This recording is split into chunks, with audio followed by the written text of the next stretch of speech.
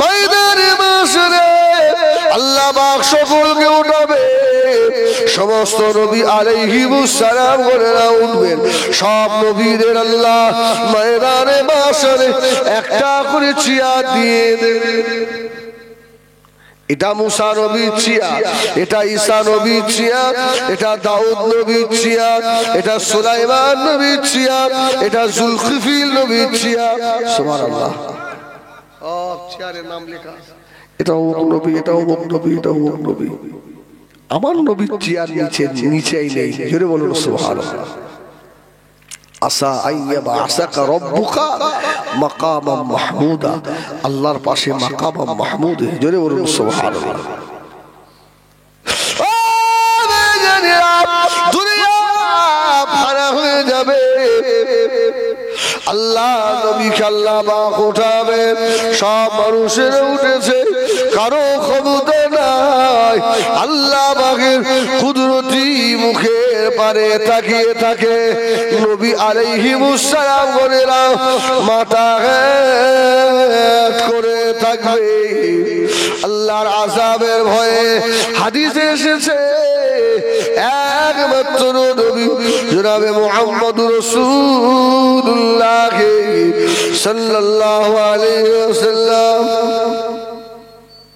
থাকবেন আল্লাহ বলবেন হাবিব মনটা খারাপ আল্লাহ নবী ওই তারিখে বলবেন আল্লাহ আপনি যে বলেছেন ওয়ালা সাওফা ইউতিকা রাব্বুকা ফাতারদা সুবহানাল্লাহ আমি আপনাকে খুশি করব হাবিব ও বেজানিরা নবী আমার দিরুদুরিয়া বাদশাহ জনাবে মুহাম্মদুর রাসূলুল্লাহ সাল্লাল্লাহু আলাইহি ওয়াসাল্লাম ওই সময় বলবে আল্লাহ পাক আমার উম্মত তো সকলে শেষে এসেছে আল্লাহ আমার উম্মতের হিসাব সকলে শেষে হবে নাকি এই জন্য আমি মাঝে মধ্যে বলি আপন হলো আল্লাহ আর আপন আল্লাহ রাসূল এছাড়া আপন বলে কেউ নাই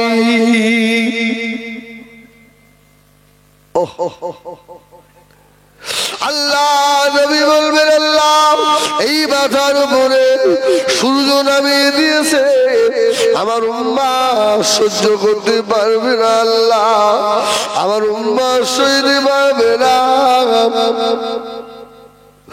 আল্লাহ আমার উম্মতের হিসাব সকলের আগে নিতে হবে জোরে বলুন সুবহানাল্লাহ রাসূলুল্লাহর মন খারাপ আল্লাহ বলছে আপনি যা বলবেন হাবিব তাই হয়ে যাবে এক রিওয়ায়াতে এসেছে আমার নবী কোনো কথা বলে না হাবিব বলে আমার নবী একটাই কথা বলবে আল্লাহ আপনি যে আমাকে খুশি করবেন জোরে বলেন সুবহানাল্লাহ হ্যাঁ ও বেজানিরা নবী আমাদের দুনিয়া বাদশাহ জনাবে মুহাম্মদুর রাসূলুল্লাহ সাল্লাল্লাহু আলাইহি ওয়াসাল্লাম ময়দানে মাশরে উম্মতির জন্য আল্লাহ নবী দেওয়ানা হয়ে থাকবে আল্লাহ পাক আওয়াজ দেবে ইয়া মুহাম্মদ ইরফা রাসকা ইয়া মুহাম্মদ ইরফা রাসকা হাবিব আপনি কাঁদবেন না মাথা তুলুন আমার হাবিব আপনি মাথা তুলুন আজকে আমার হাবিব যা বলবে আমি আল্লাহ তাই করে দেবো জোরে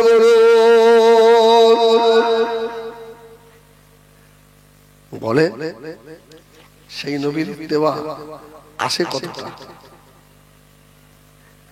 আসে ও আল্লাহ নবী যে পাগল ছিল তারা দুনিয়াতে বাবা তারা দুনিয়ায় ইজ্জত পেয়েছে, আল্লাহ তাদের আখিরাতে ইজ্জত দেবে, কবরেও তাদের আল্লাহ নবী দিদার হবে। সুবহানাল্লাহ বলবেন না?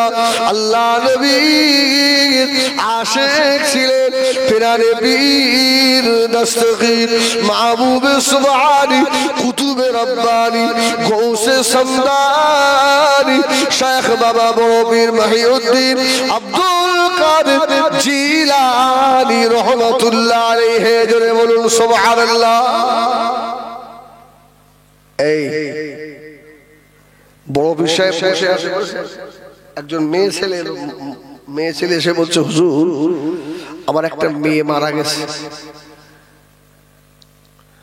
মেয়েটা মারা গেছে, এখন মেয়েটাকে আমি খুব ভালোবাসি, ওর আব্বা ওকে ছোট রেখে মারা গেছিল, আমি খুব কষ্ট করে ওকে মানুষ করেছি, হুজুর আমার মেয়েটার জন্য কষ্ট হচ্ছে, আমি একটু কবরে মেয়েটাকে দেখবো, আল্লাহর যদি হুকুম থাকতো যে কবরের মাটি সরিয়ে মাইয়ের দেখা যায় তাহলে আমি দেখতাম। হুজুর আপনি বলেন কোন কাজ করলে আমার মেয়েটাকে দেখতে পাবো?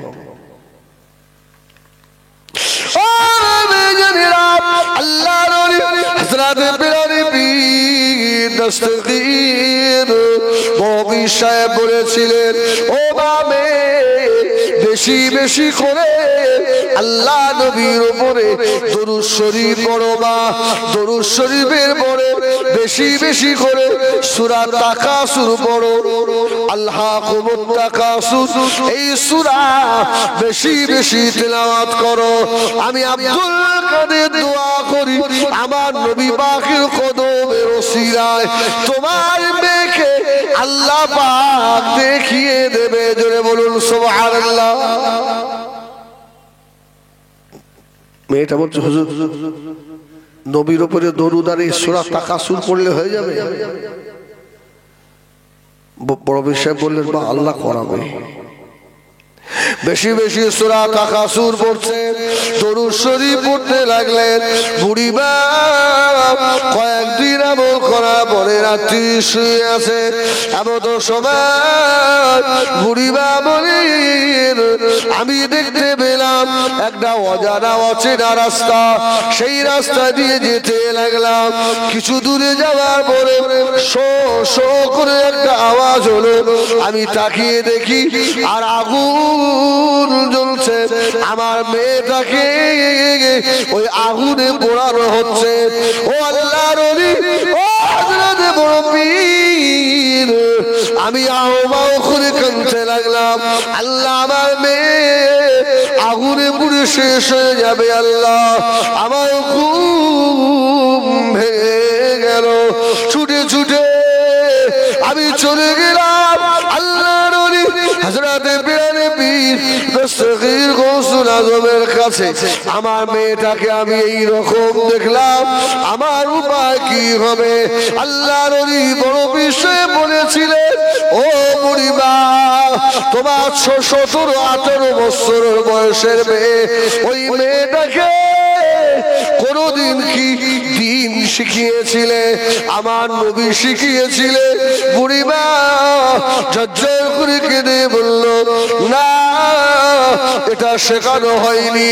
আল্লাহর নবী সাহেব বললেন, ও মেয়ে, তোমার মেয়ে যদি আল্লাহ নবীর প্রেম থাকতো তোমার মেয়ের কবরে আযাব হতো না। তবে আমি আব্দুল কাদের দোয়া করে দিচ্ছি। জোরে বলুন সুবহানাল্লাহ। আমি আব্দুল কাদের দোয়া করছি, দেখি তোমার মেয়ের আযাব মাফ হয় কি। আল্লাহর ওলি পিরানে পীর দস্তগীর গৌসুল আজম বলেন, আমি রাত্রে ঘুমের ঘরে দেখতে পেলাম একটা বিরাট বড় কবরস্থান। ওই কবরস্থানের ভিতরে মেয়েগুলো যেন আল্লাহ পাকের জান্নাতের ভিতরে রয়েছে। জোরে বলুন সুবহানাল্লাহ। আমি আস্তে আস্তে গিয়ে বললাম, ও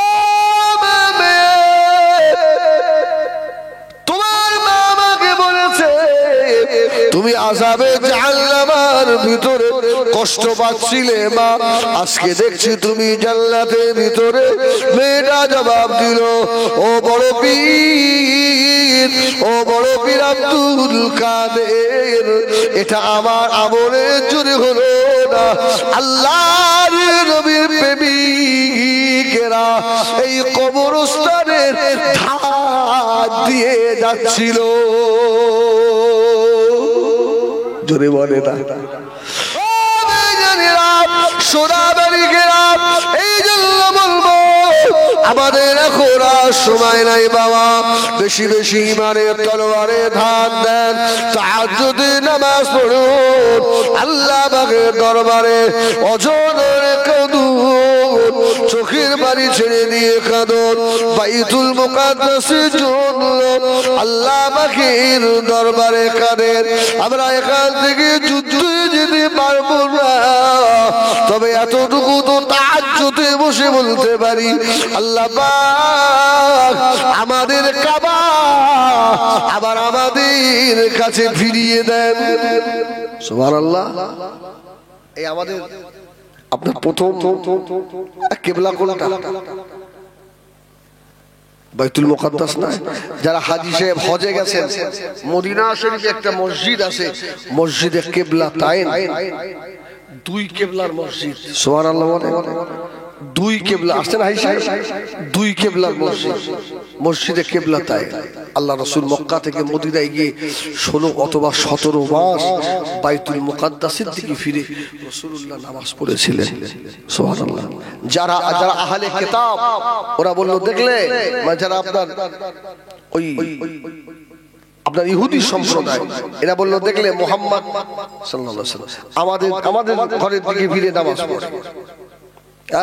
যারা আহলে কিতাব যারা, আবার রাসূলুল্লাহর মনে একটা দুঃখ হয়ে গেল। জোহর অথবা আসরের নামাজ আল্লাহ রাসূল পড়ছিলেন বাইতুল মাকদাসের দিকে ফিরে, আর রাসূলুল্লাহর মনে মনে হচ্ছিল, আল্লাহ যদি কাবাটা কিবলা হয়ে যেত। নবী আমার দুনিয়ার বাদশাহ নামাজের মধ্যে রয়েছে, কোরআন শরীফের আয়াত নাযিল হয়ে গেল, কদ নারা তাকাল্লুবা ওয়াজহিকা ফিস সামাই ফালানুওয়াল্লিয়ান্নাকা কিবলাতান তারদাহা ফাওয়াল্লি ওয়াজহাকা শাতরাল মাসজিদিল হারাম। সুবহানাল্লাহ। হাবিব, আমি দেখছি আপনি বারবার মুখটা আপনি আসমানের দিকে করছেন, এখনই মুখটা ঘুরিয়ে নেন।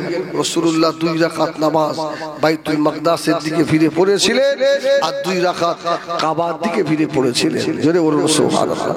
ও জানেরা, এই কাবা শরীফ ধ্বংস করতে এসেছিল না, আসেনি। আব্রাহা সৈন্য আল্লাহ নবী তখন মদিনা শরীফে আল্লাহ নবীর খলিফা আছে সাহাবী হযরত আবু বকর রয়েছেন।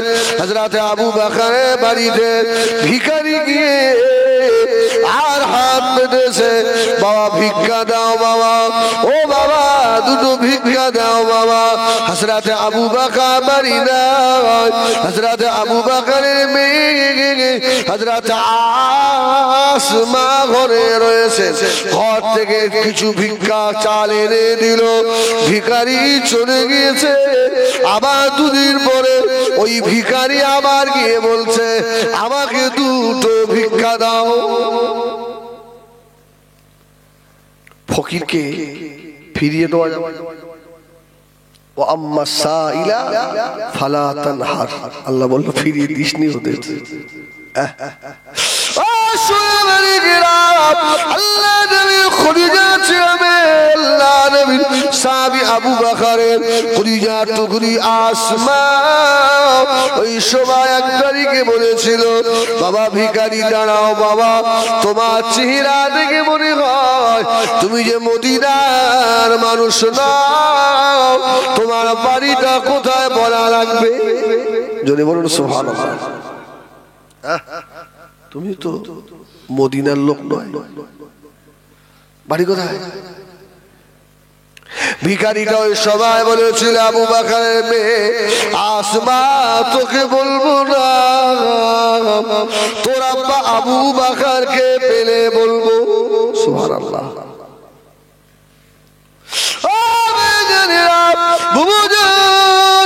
হযরত আসমা বললেন, আপনি তাহলে বসুন, আমি আমার আব্বা আবু বকরকে ডেকে নিয়ে আসি।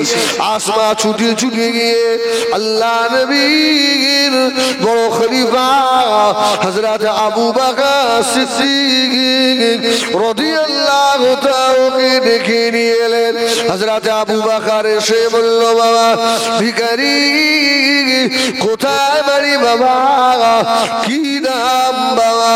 ভিখারি আবু বকরের মুখের দিকে তাকিয়ে বলেছিল, ও বাবা আবু বকর, তোমাকেও বলবো না, এই কথাটা দিন দুনিয়ার বাদশাকে গিয়ে বলবো।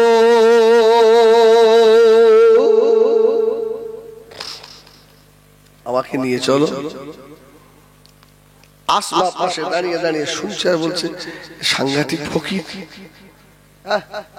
একটু আগে বললো আমার আব্বাকে বলবে, আবার এখন আমার আব্বা স্যার আব্বাকে বলবে না। আবু বকর বলল, ঠিক আছে চলো। আসমা একটা চাদর গায়ে দিয়ে দিলেন। ভিখারিটা কি বলে, আমিও ভিখারির পিছনে পিছনে যাবো। ধরে বলুন সুবহানাল্লাহ। মদিনা মসজিদে নববী শরীফে আল্লাহ নবী বসা, ভিখারি গিয়ে হাজির হয়ে গেল। আল্লাহ নবী বড় খলিফা হযরত আবু বকর সিদ্দিক রয়েছেন।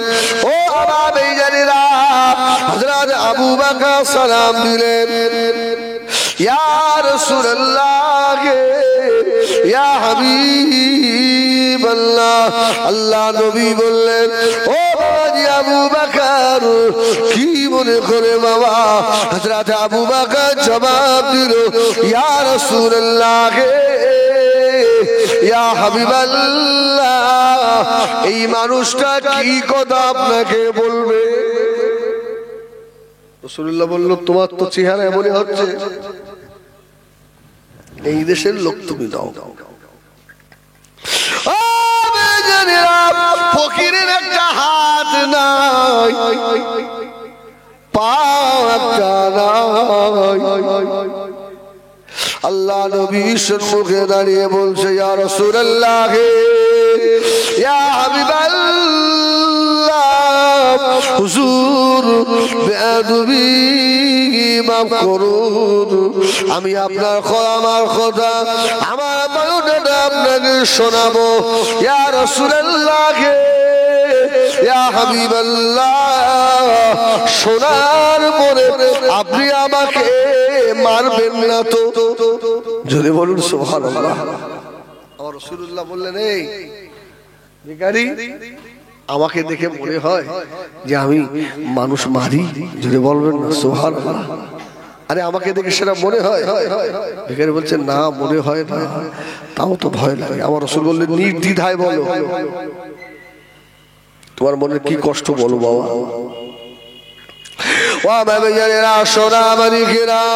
হাত নাই পা নাই ভিখারি ওই সময় দাঁড়িয়ে বলেছিল, ইয়া রাসূলুল্লাহ, ইয়া হাবিবাল্লাহ,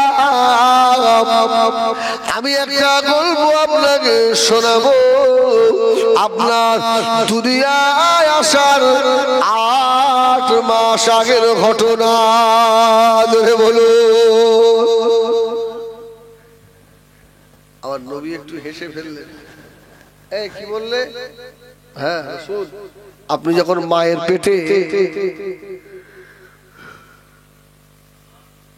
ওই সময় একটা ঘটনা আপনাকে শোনাবো। আমার রাসূল বলল, আমি বুঝতে পেরেছি। আরে ওই ঘটনাটা কালকে আল্লাহ আমাকে জানিয়েছেন। জোরে বলুন সুবহানাল্লাহ।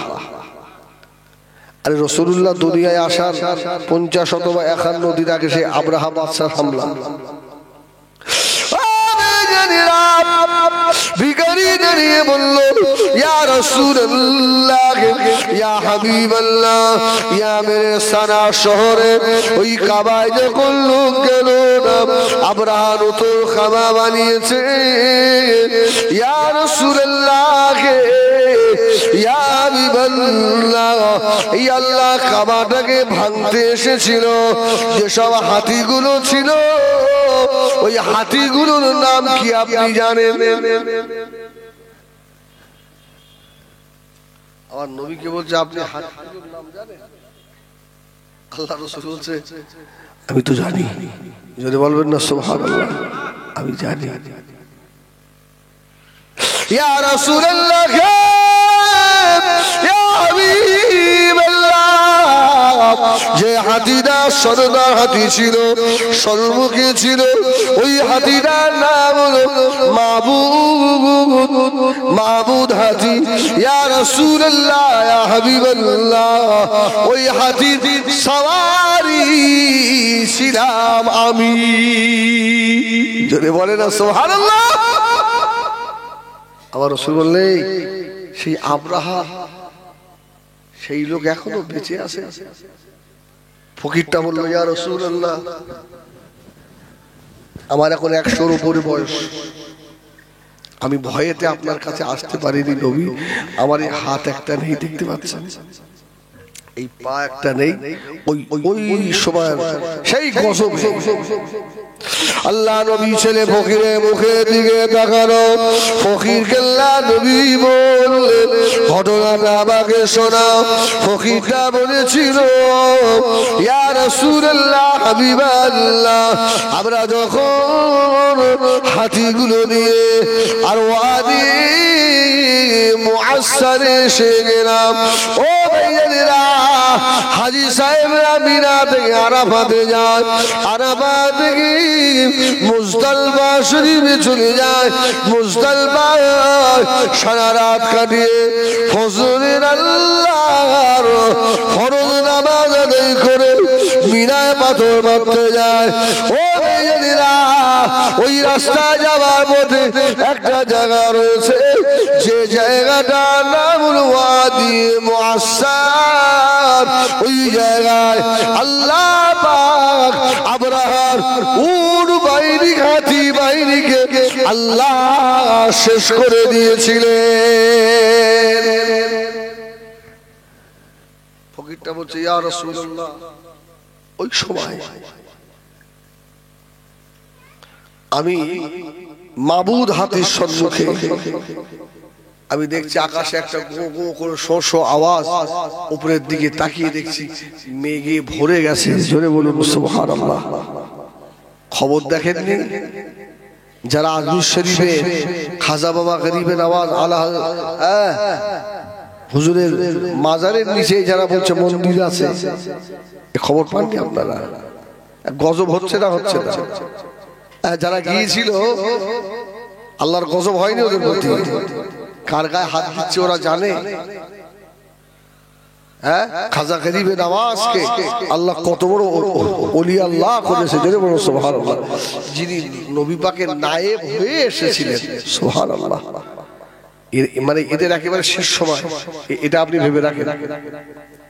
এরা এদের এখন পালক উঠেছে, পাখনা উঠেছে, বুঝলেন না?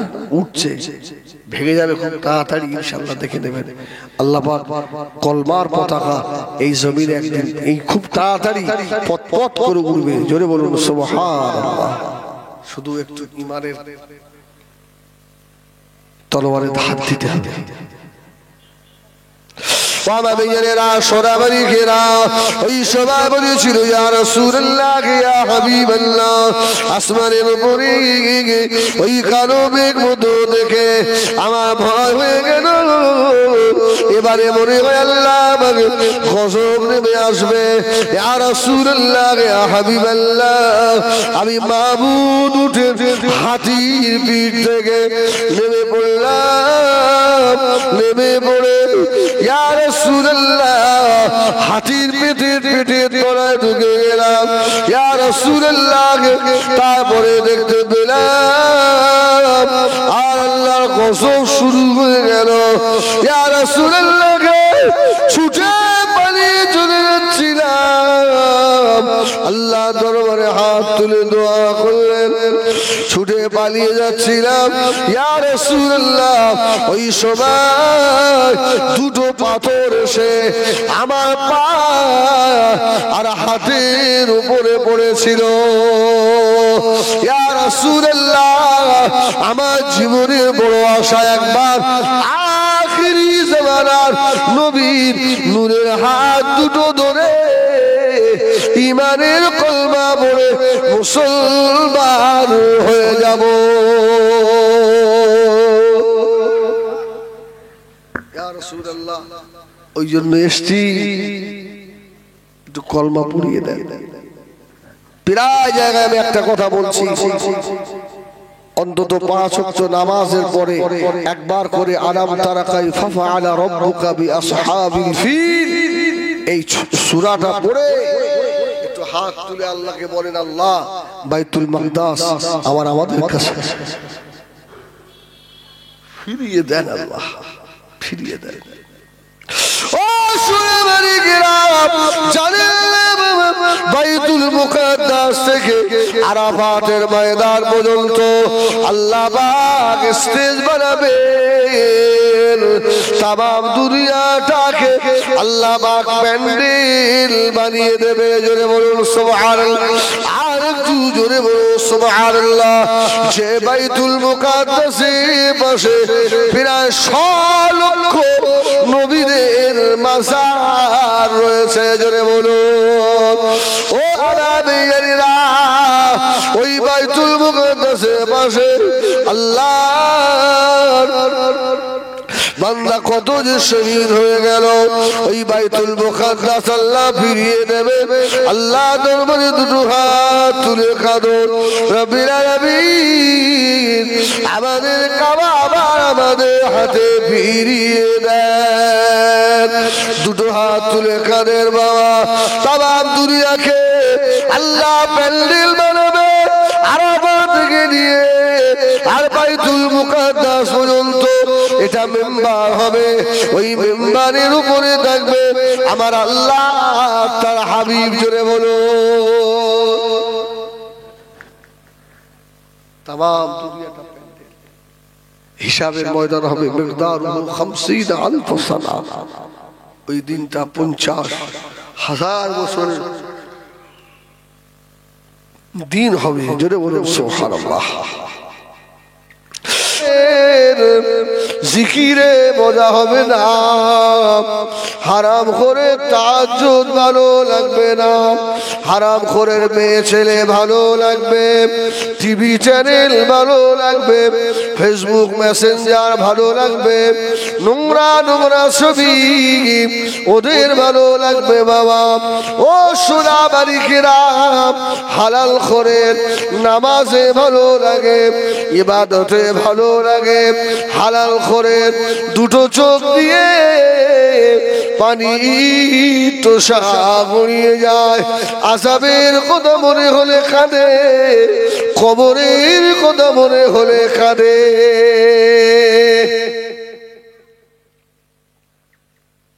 বলেন ঠিক না ভুল? আর কান্নার মানুষ পাওয়া যায় এখন পৃথিবীতে? কান্নার মানুষ বেশি না হাসির মানুষ বেশি? বলেন বলে হাসির মানুষ বেশি না? বাংলাদেশে এত আলেম, বড় বড় সব মুহাদ্দিস মুফাসসির রয়েছে, মুজিবারের মতো একজন কৌতুককে রাসূলের স্টেজে তুলে দিয়েছে। আছে না? আছে না? ও আমার ভাইজানেরা, আখিরি জামানা নবী আমার ফরমাচ্ছে এমন একটা জামানা আসবে যেদিকে সুদ রাখায় সুদের হাওয়া গায়ে লেগে যাবে বাবা। ও আমার ভাইজানেরা, যা ভিতরে হারাম ঢুকেছে ওই হারাম খোরের ইবাদতে বোঝা হবে না, কেননা ওর ভিতরে ক্যান্সার হয়ে গেছে, ওর ভিতরে ক্যান্সার। ও দুনিয়ার ঔষধে কাজ হবে না বাবা। এই ক্যান্সারের ঔষধ হলো আলা বিযিকরিল্লাহ তাতমাইন্নুল কুলুব। বেশি বেশি করে আল্লাহ পাকের জিকির করা।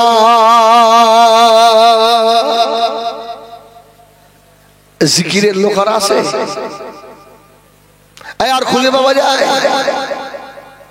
ছোটবেলায় শুনেছি ওয়াজ মাহফিল হলেই সন্ধ্যাবেলা মাহফিলে হালকায় জিকিরের মাহফিল হতো। মানে আপনাদের কাবিলডাঙ্গায় এটা কি হয়? হয়েছে আজকে সন্ধ্যার সময় এখন সব নাচ গজল মেয়েদের নিয়ে স্টেজে উঠে কি হচ্ছে না? হচ্ছে না? কবে সেই ভাঙড় খানকায় ইমরান সিদ্দিকী হুজুর আসবে অপেক্ষায় বসে আছে, মাসে একদিন জিকির করবে।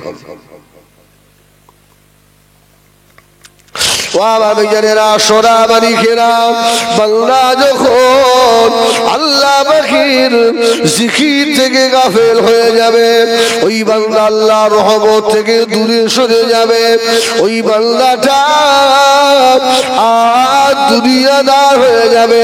আল্লাহ নবী ফরমাচ্ছে, ও আমার উম্মতেরা, আমি রাসূলুল্লাহ বলে দিলাম তোমরা এত বেশি আল্লাহ পাকের জিকির করো, দুনিয়ার মানুষ তোমাদেরকে দেখলে যেন পাগল বলে।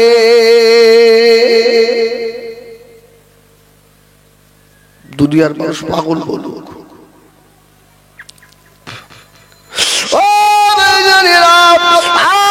আখিরি জামানা যে যা পাচ্ছে নিজেকে সাজাচ্ছে বাবা, ভিতরে রোগ হয়ে গিয়েছে।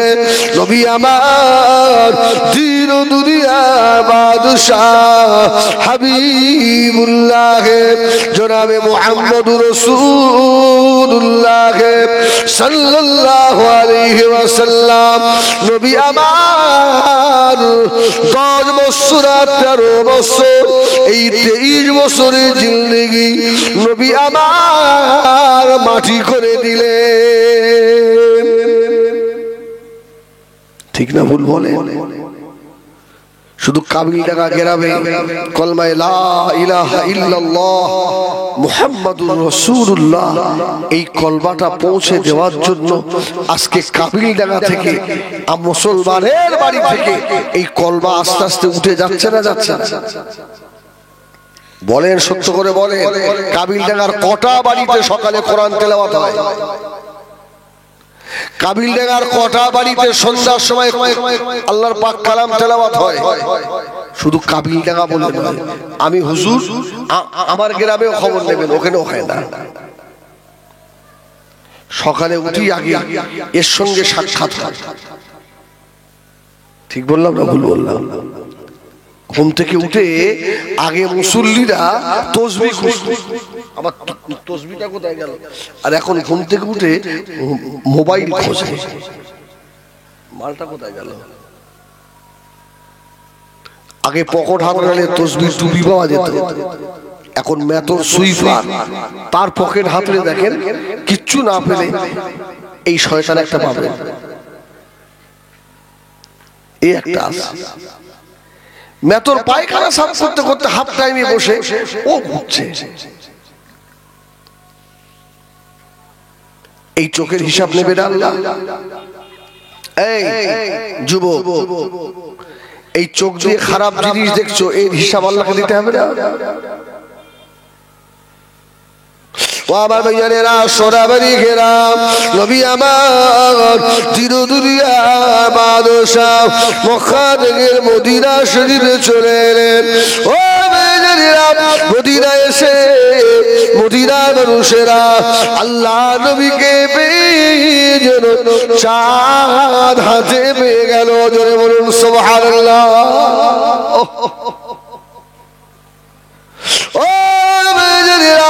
মদিনা শরীফে একজন বড় নেতা ছিল, ওই নেতাটার নাম হলো আউফ ইবনে মালিক।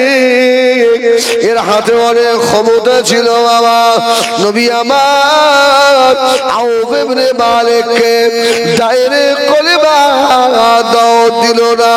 নবী আমার আর আল্লাহ বাকি দরবারে দোয়া করতে লাগলেন, ও রব্বুল আলামিন, আল্লাহ পাক এই আউফ ইবনে মালিককে আমি রাসূলুল্লাহ আমার সঙ্গী বানিয়ে দেন। মদিনায় নাম করা মুনাফিক ছিল, নাম করা মুনাফিক। নাম কি জানে? আব্দুল্লাহ ইবনে উবাই ইবনে সুলুল এগিয়ে আউফ ইবনে মালিকের কানে কানে বলছে, খবরদার মুহাম্মাদের কাছে যাবি না, খবরদার। বেঈমান কাফেরের জন্য ইসলামের যতটা ক্ষতি না হয়েছে, মুসলমানের এই মুনাফিকের দ্বারা ইসলাম শরীয়তের তার থেকেও ক্ষতি বেশি হয়েছে। মুনাফিক কোনদিন বেঈমান হয় না, বেঈমান থেকে কাফের থেকে মুনাফিক হয় না, মুসলমানের ভিতর থেকেই মুনাফিক বার হয়। ও নবী জানেনা, আল্লাহ নবীর কলিজা আছে হযরত আউফ ইবনে মালিক 6 বছর 6 হিজরিতে বাবা ঘুমির ঘরে রাত্রি শুয়ে রয়েছে। স্বপ্নের ভিতরে দেখলো নবী আমার এসে ডাক দিচ্ছে, ও বাবা আউফ ইবনে মালিক, আমি রাসূলুল্লাহ, আমার কথা ভুলে গেলে বাবা? আমি রাসূলুল্লাহ 6টা বছর হয়ে গেল এই মক্কা শরীফে রয়েছি বাবা। হযরত আউফের ঘুম ভেঙে গেল, তাড়াতাড়ি উঠে ছুটে ছুটে গিয়ে আম্মা জান হযরত আয়েশা সিদ্দিকা রাদিয়াল্লাহু তাআলা আনহার হুজরাত শরীফের সম্মুখে গিয়ে দাঁড়িয়ে গেলেন। জোরে বলেন সুবহানাল্লাহ। দরজায় ঘা দিচ্ছে, ইয়া রাসূলুল্লাহ, ইয়া রাসূলুল্লাহ। ও নবী আমার দরওয়াজাটা খুলে দেখলেন আউফ দাঁড়িয়ে রয়েছে। আল্লাহ নবী বলেছে, আউফ আমি রাসূলুল্লাহকে আর কত কাঁদাবে, আর কত কষ্ট দেবে বাবা? হযরত আউফ ছুটে গিয়ে আল্লাহর নবীর নূরের কদম জড়িয়ে ধরেছে। জোরে বলুন সুবহানাল্লাহ। ইয়া রাসূলুল্লাহ, আমাকে ক্ষমা করেন, আমি আসতে পারিনি, কত যুদ্ধ হয়ে গেল, যুদ্ধে অংশ নিতে পারিনি। ইয়া রাসূলুল্লাহ, আমাকে মদিনার মুনাফিকেরা আমাকে আটকে রেখেছে। অনেক জায়গায় জলসা কমিটির ভিতরে দুটো দল আছে না, ওই পাড়ার জলসা এই পাড়ার জলসা। একজন আসতে চাইছে, রাস্তায় আরেকজন ধরে আটকে দিচ্ছে, এই যাবি না, ওই পাড়ার জলসা যাবি কেন? এমন আছে না? ও নবী জানেনা, শুনে শুনে রেখে দাও, যারা দিনের কাজে বাধা দেয় এরা মুনাফিক, এরা মুনাফিক। আমি শুধু সারাংশটুকু বলবো, অস্তা মাথায় রাখুন বাবা। আল্লাহ নবী তাবুকের ময়দানে চলে যাবেন, সাহাবায়ে কেরামেরা আল্লাহ নবীর সঙ্গে তাবুকের ময়দানে রওনা হলেন। আমি যে ওয়াজটা করছিলাম স্টপ রাখলাম, বাদ দিয়ে চলে যাব না, ওটাও বলবো। তাবুকের যুদ্ধ হয়ে গেল, আল্লাহ রাসূল জয়ী হলেন। যুদ্ধলব্ধ মাল নিয়ে এসে রাসূলুল্লাহ মদিনা মসজিদে নববীর সম্মুখে গনিমত যুদ্ধের মাল সব বিতরণ করছে। রাসূলুল্লাহ বললেন, শোনো, যারা জিহাদের ময়দানে অংশ নিয়েছিল আমি ওদেরকে আগে দেব। জোরে বলুন সুবহানাল্লাহ। আর অনেকেই তো জিহাদের ময়দানে যায়নি, বাধা দিয়েছে। ওদের মধ্যে একজন ছিল কাব বিন মালিক, আরেকজন ছিল বাবা হিলাল ইবনে উমাইয়া, আরেকজন ছিল মারারা ইবনে রাবিয়া। এই তিনজন। আজকে যাচ্ছি, কালকে যাচ্ছি, গাছের খাজুর পেকে গেছে, ভালো করে পেড়ে নিই। আমাদের মধ্যে এমন হয় না? হয় না? আরে আরে ভাই নামাজে আসছিস না কেন? আরে ধান কাটার সময় না, কি ধানটা কাটা হয়ে যাক তারপরে যাবো, হয় না? এরা মুনাফিক। যারা নামাজের সময় মতো নামাজ আদায় করে না, এরা মুনাফিক।